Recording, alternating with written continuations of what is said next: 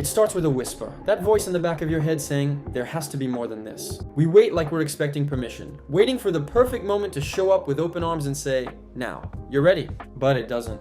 Because here's the truth nobody tells you.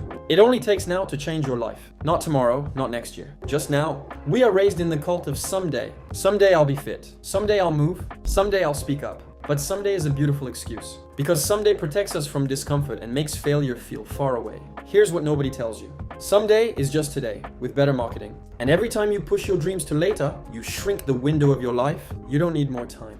You need less fear. You don't need to move mountains, you just need to move your foot. The smallest act of change today has more power than the biggest plan you never begin. It's the first workout you struggle through.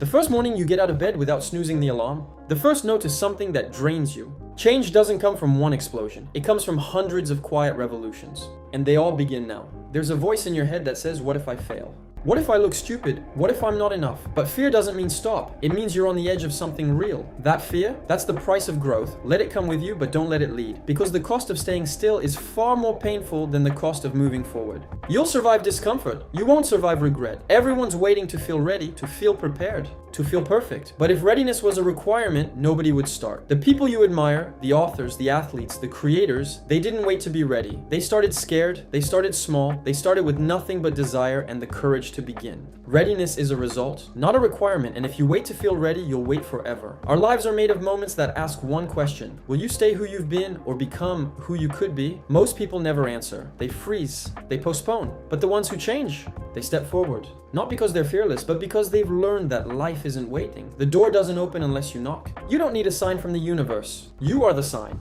So here it is, the truth wrapped in silence, tucked into your chest. It only takes now to change your life. Not tomorrow's plan, not next year's promise. Just this moment, this breath, this choice.